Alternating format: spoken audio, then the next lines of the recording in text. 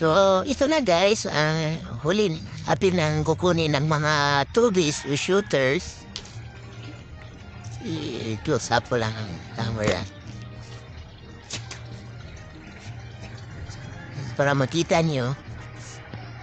Simula mag-develop ng mga tubis o shooters, around 2 to 3rd week. So, mga 3rd week siguro na ito mga fry na ito guys. Nilimutan ko yung exact date. So, tingnan nyo, mapansin nyo itong mga tubis na shooters, marata silang, nauna silang tumubo sa kanilang mga kapatid.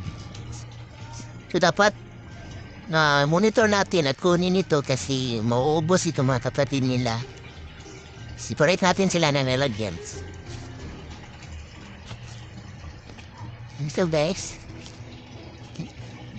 ito ang mahirap eh. Sinapa ang mahirap na part. Itong mga pagkakaling. Itong kaling din ito guys. Kasi kinukuha natin naman hindi natin tawag yan. Yan o. Hirap siya kasi masama din ang tingnan niyo ang diferensya sa Cruz. Ayan, tunay lang natin. Sama natin muna yan ang maliliit na kapatid. Ipunin natin din mamaya. Mahirap din kasi wala akong video ko. Nagka one hand lang.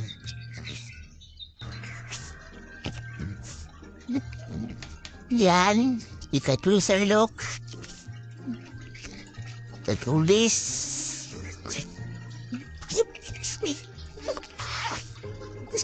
Yan. Kolektahin lang lahat ng mga tubis as much as we can. Kasi ito katainin ito ang kanilang kapatid.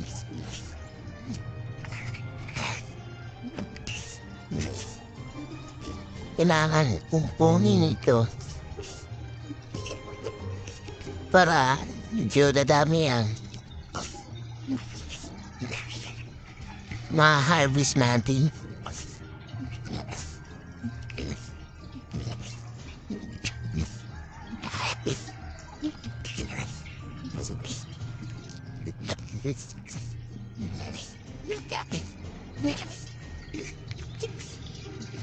Yan.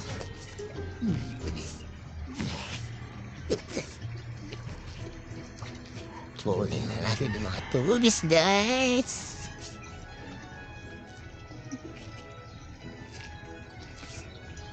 So, ito guys, kung napansin nyo, wala mga ibang kulay pang lumalabas. Development, ito ang development growth ng color for 2nd to 3rd week. At saka may nagsimula na mag-develop ng mga tubis sa shooters. So sa Japan, nagkakaling na sila nito, kinukuha na nila yung mga undesirable colors din. Kaya nga, importante ang mag-breed tayo guys ng the same strain. Sa tulad nito, hindi tayo mahirapan magkal. Kung mayroong nalabas na itim, yun kinantal natin. Kasi alam natin na ang clearance nito ay kuha ko. So, ganito nga stage, lang mga yellow. So, pag may itim dito na fry,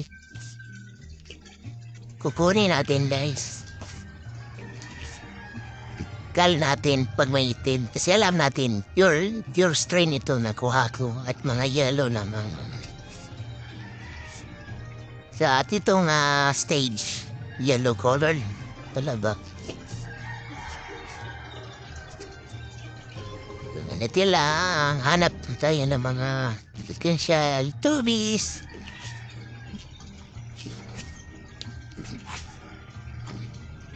Palit natin sa ibang tangke.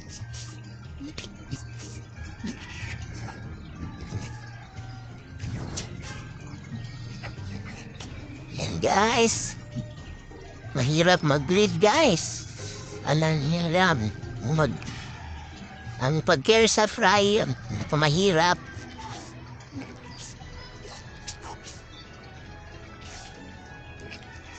Pero enjoy naman kayo guys at excited. Kailangan mag-produce ninyo, di ba? So, advice ko lang sa inyo guys.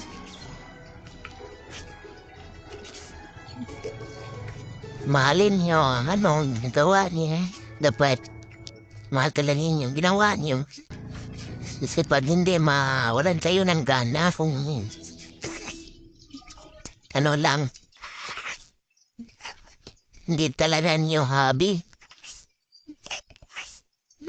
Hindi talaga niyo passion. Dapat passion ito. And passion at saka patience lang guys. Kasi pag hindi niyo passion, wala tayong gana, lalo na liboros dito guys, saka expensive ang maintenance nito.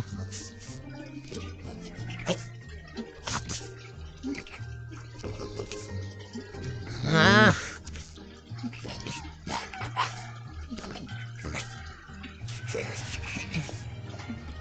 Guys.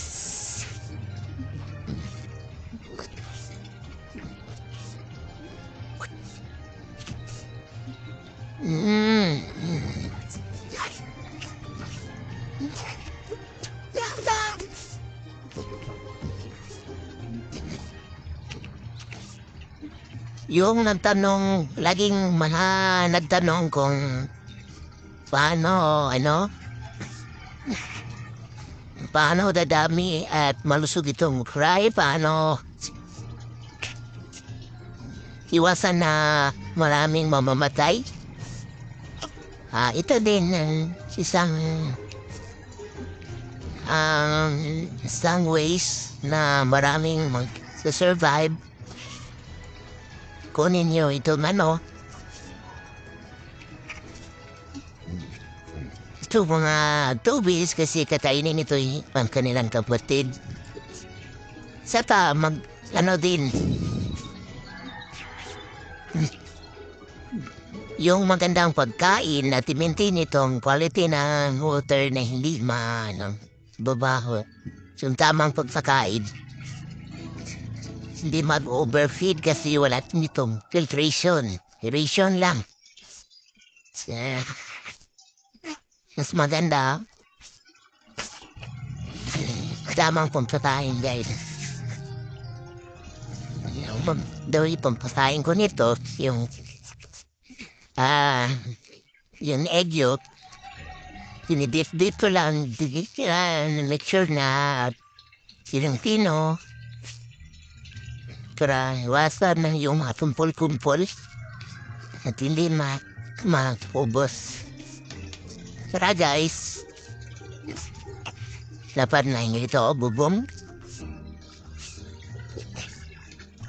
Yan, may bubong yan para maiwasan